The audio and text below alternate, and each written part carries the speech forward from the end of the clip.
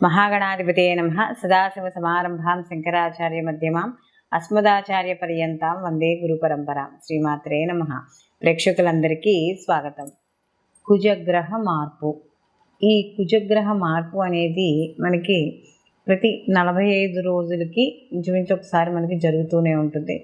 మధ్యలో కుజుడు వక్రీకరించడం, స్తంభించడం ఇలాగా మనకి జరుగుతూ ఉంటాయి. అయితే ఈ కుజుని యొక్క సంచారాన్ని అనుసరించి ఇక్కడ ద్వాదశ రాశుల వారికి శుభాశుభ ఫలితాలు అనేవి ఉంటాయి. అంటే అక్కడ కుజుడు ఉండే స్థితిని బట్టి ఏ భావంలో ఉన్నాడు, ఆ భావాధిపతి ఎవరు, ఇవన్నీ కూడా మనం లెక్కలోకి తీసుకున్న ద్వారా మనకి ఈ మిగిలిన అంటే ఈ ద్వాదశ రాశుల వారికి కూడా వాళ్ళకి ఎటువంటి పనులు చేపట్టవచ్చు, ఎటువంటి పనులు చేపట్టకూడదు, అసలు వాళ్ళకి ఉండే ఆ యొక్క కుజుని యొక్క ప్రభావం వాళ్ళ యొక్క జీవితం మీద ఆ 45 రోజుల పాటు ఎలా ఉంటుంది, ఇలా రకరకాల మార్పులు ఏం జరుగుతాయి, ఇవన్నీ కూడా మనకి తెలుసుకోవడానికి ఎక్కువ ఆస్కారం అనేది ఇక్కడ మనం గోచార పరంగా మనకి కనబడుతూ ఉంటుంది. అయితే గత కొంతకాలంగా కుజుని యొక్క సంచారం అనేది కాస్త కొంచెం అంటే కొద్దిగా ఏం జరుగుతుందో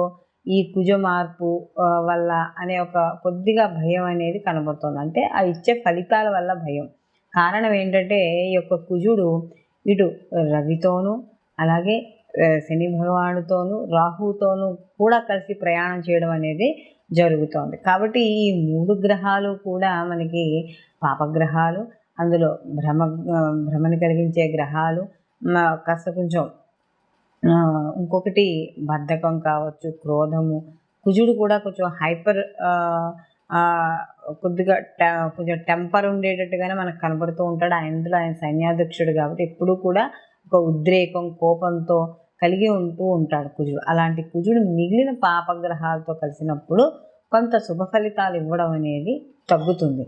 కాబట్టి అసలు నిజంగా కుజుడు ఈ యొక్క సంచారం వల్ల అంటే ఇంచుమించు ఈయన మార్చి 15 నుంచి అంటే ఈయన ఉచ్చస్థితి ఎప్పుడైతే దాటాడో, ఉచ్చస్థితిని దాటిన తర్వాత మార్చి 15 నుంచి ఏప్రిల్ 23 వరకు కూడా ఈయన శనితో కలవడం, అలాగే మళ్ళీ ఏప్రిల్ 23 నుంచి కూడా ఈయన జూన్ 1వ తారీఖు వరకు కూడా ఈయన రాహుతో కలిసి ప్రయాణం చేయడం అనేది జరుగుతుంది. కాబట్టి ఈ యొక్క 2 శనికి కుజుడికి కూడా పడదు, అలాగే రాహుకి కుజుడికి కూడా పడదు. కాబట్టి ఈ 2 గ్రహాలతో కలిసి ప్రయాణం చేయడం ద్వారా కుజుడు ఎటువంటి మార్పుల్ని, ఫలితాన్ని ఇవ్వబోతున్నాడో ఇప్పుడు మనం తెలుసుకుందాం.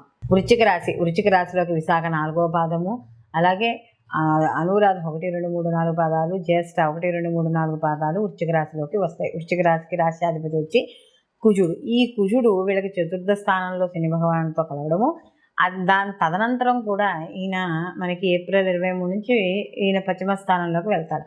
ఆల్రెడీ వృశ్చిక రాశి వాళ్ళకి అర్ధాష్టమ శని అనేది నడుస్తోంది. దాంతోపాటుగా అర్ధాష్టమ కుజుని యొక్క ప్రభావం కూడా వీళ్ళ మీద ఎక్కువగా ఉంటుంది.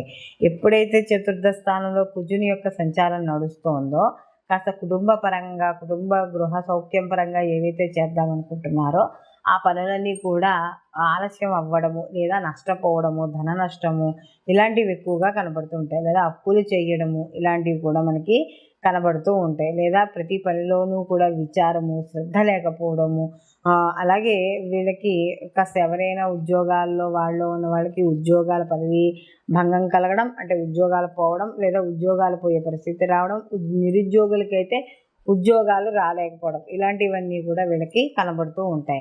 అయితే ఎప్పుడైతే 4వ స్థానంలో కుజుడితో పాటుగా శని కూడా కలిసి ఉన్నాడో అర్ధాష్టమ శనిగా మనం చెప్పడం అనేది జరుగుతుంది.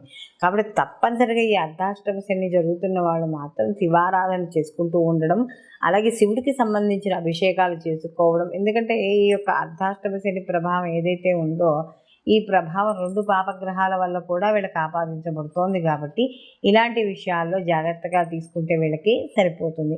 మొత్తం మీద ఈ రాశి వాళ్ళకి కానీ చూసుకుంటే ఈ గర్భ సంబంధమైన రోగాలు ఇలాంటివి కూడా ఈ రాశిలో ఉన్న స్త్రీ పురుషులకు అంటే ముఖ్యంగా ఎక్కువగా స్త్రీలకే వచ్చేది.